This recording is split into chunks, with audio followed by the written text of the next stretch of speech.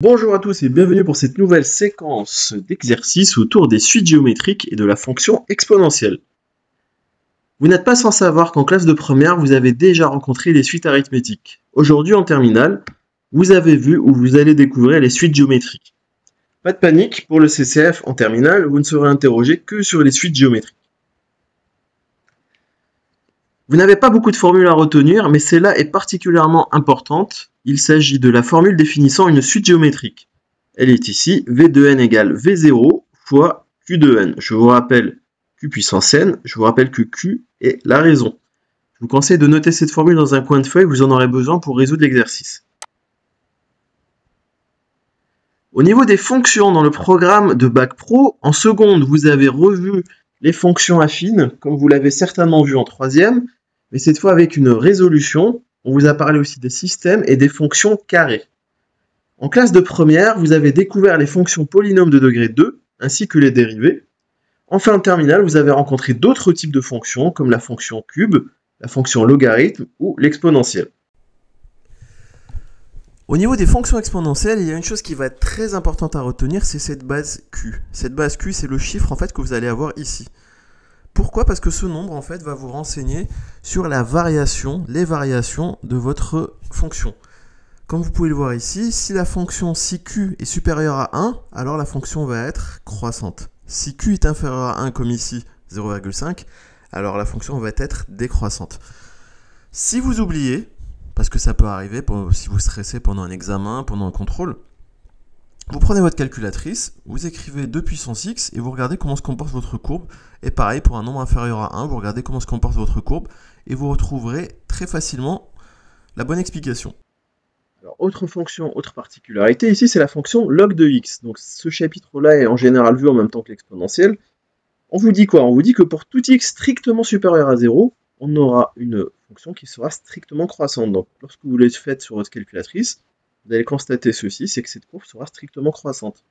D'ailleurs, si vous faites autre chose sur votre calculatrice, si vous cherchez log de 0, vous allez vous rendre compte que log de 0 est impossible, et que donc cette courbe va se rapprocher fortement de 0, de x égale 0, mais sans jamais l'atteindre.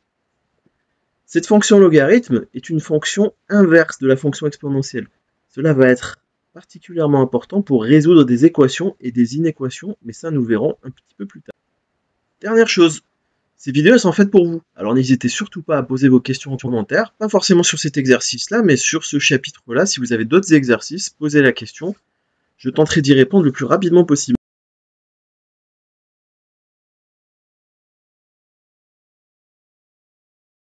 Et c'est parti pour l'exercice concernant les suites géométriques et les fonctions exponentielles. Donc c'est un exercice assez typique, vous le retrouvez décliné sous différentes formes, parfois on vous parle de camions achetés, de machines, etc. Là, cette fois, il va s'agir de rentabiliser un salon de coiffure. Donc ça se passe au salon Les Cheveux d'Ange. Madame Zidane fait l'acquisition d'une machine dont le prix d'achat est de 10 000 euros. Cette machine perd chaque année 10% de la valeur de l'année précédente. On appelle V1, V2, V3 les valeurs de la machine au bout de 1 an, 2 ans, 3 ans. Ça veut dire quoi? Ça veut dire que V0, c'est bien 10 000. KV1, eh ben, ça va 10% de moins que ça. V2, ça va 10% de moins que le nouveau prix, que V1 du coup, et que V3, bah, ça va 10% de moins que la valeur 2. La problématique, au bout de combien d'années la machine perd plus de la moitié de sa valeur? Donc si vous voulez appuyer sur pause, vous allez pouvoir noter les informations importantes, et avant de passer à la suite. Alors bienvenue dans mon salon, j'offre une coupe gratuite à qui trouvera le bon résultat. Merci, j'attends vos réponses. Passons au travail demandé. Alors c'est du classique, on vous demande de calculer pour la première question V1, V2 et V3. Vous allez voir ici qu'il y a deux manières de le faire, une manière directe et une manière indirecte. Commençant par la manière indirecte. Pourquoi est-ce que je prends celle-ci? Parce que c'est la méthode qui est utilisée par le plus d'élèves. Donc pour vous rassurer, vous multipliez le prix de départ par 10 et vous divisez par 100, ça vous donne 1000. Donc ce 1000 là, vous allez devoir le soustraire ensuite au prix de départ. Donc 10 000 moins 1000 et ça fait 9000. Donc V1 égale 9000. Pour V2, si on utilise la même méthode, on part cette fois des 9000 de V1, qu'on multiplie par 10 et qu'on divise par 100, on obtient 900. Ces 900 là, on va les soustraire au prix de départ qui est ici, qui était de 9000. Ça fait 8100. Alors surtout, ne vous trompez pas, ne repartez pas à 10 000. Et pour la méthode, pour le V3, vous allez obtenir 810 par la même méthode. Je vous propose la seconde méthode pour le V3.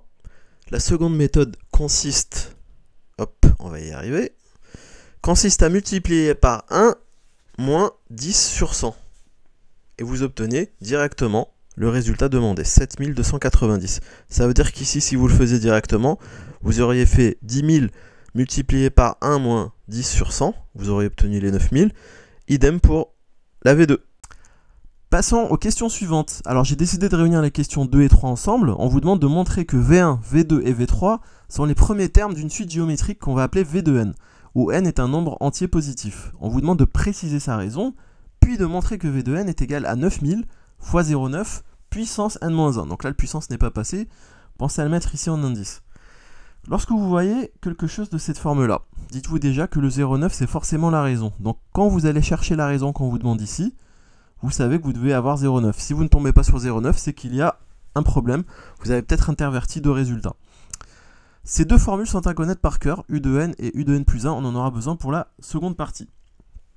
Pour calculer la raison Q, il suffit de diviser V3 par V2, ou V2 par V1, ou V1 par V0. Donc si on fait V3 par V2, on tombe sur 7290 divisé par 8100, ce qui est égal à 0,9. Vous tombez sur le même résultat pour ces deux fractions-là. Donc pour l'instant, on a bon. C'est ce qu'on avait trouvé ici. C'est ce qu'on nous demande de prouver plutôt juste après. Et là par contre, je vous demande de rédiger une réponse. Et j'aimerais bien retrouver un peu plus dans les copies ce style de phrase. Donc le quotient entre deux termes consécutifs est le même. Il s'agit donc d'une suite géométrique de raison 0,9 et de premier terme U0 égale 10 000. Voilà, j'attends de vous vraiment de mettre ce style de phrase. Elle résume tout, elle est vraiment pas compliquée. C'est votre cours. Passons à la suite. Donc on vous demande de montrer que V de n est égal à 9000 fois 0,9 puissance n-1. Et bien on récupère cette formule-là, avec U de n, c'est celle qui était ici. Bon, vous remplacez le U par un V, bien sûr. Qu'est-ce qu'on fait? On remplace ici le P par un 1. Donc le P qui est ici aussi est remplacé par un 1. On obtient UN égale U1 multiplié par Q de n-1. U1, on l'a calculé lors de la question 1. U1, c'est 9000. Et donc, Q, c'est 0,9. Et on retrouve exactement la même formule. Donc U de n égale 9000 fois 0,9 puissance n-1. Et on a répondu à la question 2 et à la question 3. Passons à la question suivante. Alors ici, on vous demande de compléter un tableau de valeurs. Vous voyez qu'il manque deux données pour n égale 5 et pour n égale 7. Et on vous demande d'arrondir ces résultats au centième près. Alors ce qu'on vous demande d'arrondir au centième près, c'est qu'on doit garder deux chiffres après la virgule. Pour ceux qui ne le savent pas ou qui ont oublié, pourquoi est-ce que c'est deux chiffres après la virgule? Dans centième, vous avez 100. Et dans 100, vous avez 2 zéros. Donc vous gardez deux chiffres après la virgule. Si on vous avait dit au millième, dans 1000, vous avez 3 zéros. C'est 3 chiffres après la virgule, etc. Alors pour ce faire, nous allons sortir d'ici et aller sur la calculatrice Numworks. Voilà, on y est. Nous allons descendre dans Suite. On rentre. Vous voyez que je l'ai déjà rentré. Donc si vous voulez, je vais la retaper. Donc ici, vous faites OK. Vous rentrez UN, c'est la formule qu'on avait. Et une fois que vous avez ça, vous tapez 9000 multiplié par 0,9 puissance. Alors la puissance, c'est ici. Donc c'est là où vous avez x puissance y. Vous ouvrez une parenthèse, comme il y a plusieurs termes. N, alors le N et le X, c'est le même bouton. Et lorsque vous êtes dans les suites, ça vous l'écrit automatiquement. Moins 1. Vous fermez la parenthèse, et là vous appuyez sur OK. Ça vous l'intègrez. Je vous rappelle qu'on cherche un tableau. Donc vous allez ici, vous naviguez, vous allez dans Tableau, vous faites OK. Et vous avez l'ensemble de vos résultats qui sont là. Et voilà que le tableau s'est rempli comme par magie. Vous voyez qu'ici pour le 5, vous avez 5904,9. Et là, vous avez, donc il n'y a pas de difficulté vu qu'il n'y avait pas d'autres chiffres après le 9. Par contre, pour le 7, on a mis 4782,97. Et si on retourne voir le tableau, vous voyez qu'après la virgule, vous avez 969. Le troisième chiffre étant un 9, et bien on transforme notre 6 en 7. C'est plus proche de la réalité. Je crois même que vous avez oublié de répondre à la problématique là. Hein. C'est vrai que nous n'avions pas encore répondu à la problématique. Ce qui est demandé, c'est au bout de combien d'années la machine perd plus de la moitié de sa valeur. Donc, vous savez que la moitié de 10 000, c'est 5 000. Il suffit de vous balader au niveau du tableur, Donc je vous dis encore une fois, c'est une méthode différente de celle du graphique, ça vous permet de voir aussi. Donc au niveau des suites, c'est assez facile à voir. Donc vous voyez que après 6 ans, vous êtes à 5314,41 €, et après 7 ans, vous êtes à 4782,97 €. Donc c'est ce qu'on avait vu tout à l'heure au niveau du tableau. Et bien, après 7 ans, vous voyez que la machine va coûter moins de la moitié du prix de départ. Et vous avez répondu à votre problématique.